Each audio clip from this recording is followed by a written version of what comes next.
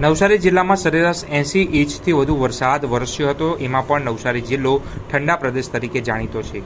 ખેતી અને મોટા પ્રમાણમાં પાણી સંગ્રહ કરેલા તળાવોની સંખ્યા વધુ છે.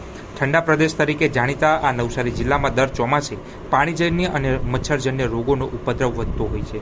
ત્યારે નવસારી જિલ્લાના રોગચાળા નિયંત્રણ અધિકારી એવા ડૉક્ટર ભાવેશ પટેલે જે સંપૂર્ણ વિગતવાર જે આંકડાકીય માહિતી આપી હતી, કારણ કે હાલ જે કયા કેસોમાં વધારો થઈ રહ્યો છે અને શું કાળજી લેવી જોઈએ તેના વિશે વિગતવાર માહિતી આપી હતી.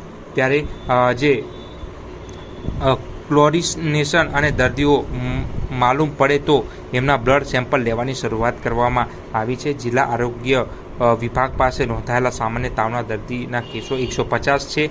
2 વખત પૂરનો સામનો કરી ચૂકેલા નવસારી અને બિલીમોરા ઉપરાંત વરસાદી માહોલને કારણે મચ્છરનો ઉપદ્રવ વધ્યો છે. સાથે શ્રમ વિસ્તારમાં ગંદકીનું પ્રમાણ પણ વધતા પાણીજન્ય અને મચ્છરજન્ય રોગો ફેલાઈ શકે તેવી શક્યતાઓને પગલે તંત્રએ સફાઈ અભિયાન પણ હાથ ધર્યું હતું.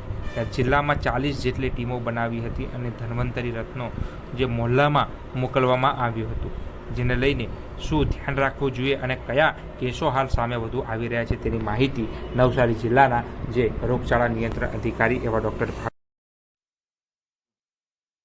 હાલમાં ચોમાસાની સિઝન દરમિયાન વાહકજન્ય રોગો એટલે કે મેલેરિયા, ડેન્ગ્યુ, ચિકનગુનિયા જેવા રોગો થઈ શકે છે. માટે લોકોને અમારી અપીલ છે કે આપણા વિસ્તારની કે આપણા ઘરની આસપાસ જ્યાં કશે પાણીનો ભરાવો થયો હોય તો પાણીનો ખાસ કરીને નિકાલ કરી દો, જેથી કરીને બંધિયાર પાણીની અંદર જે આપણા એનોફિલિસ છે કે એ મચ્છર જે થાય છે એ ન થાય અને મેલેરિયાને આપણે અટકાવી શકીએ. તેમજ કોઈ જગ્યાએ બિનજરૂરી પાણીનો ભરાવો થયેલો હોય તો એમાં જંતુનાશક દવાનો છંટકાવ આરોગ્યની વિભાગ અને નગરપાલિકાની ટીમ સાથે સંકલન કરી કરાવડાવીએ. તેમજ આ મચ્છર જે કરડે છે તે સાંજના સમયે કરડે છે તો આપણે પૂરતા ભયના કપડાં પહેરીએ, મચ્છરદાનીમાં સૂઈએ, જેથી કરીને આ મચ્છર આપણને કરડી ન શકે. ખાસ કરીને સગર્ભા માતા છે, નાના બાળકો છે, મચ્છરદાનીની અંદર સૂવે તો આટલી આપણે તકેદારી રાખીએ. ઘરની અંદર પણ આપણે ગુડ નાઇટ છે કે અન્ય જે રેપલિન્ટ્સ છે કે જેનાથી મચ્છર ન આવે તો એનો આપણે ઉપયોગ કરીએ. તો આપણે મચ્છરને કરડતા પણ અટકાવવા જોઈએ અને મચ્છર જે જગ્યા પરથી ઉત્પન્ન થાય છે એટલે કે બંધિયાર પાણી હોય તેને પણ આપણે વેવડાવી દઈએ.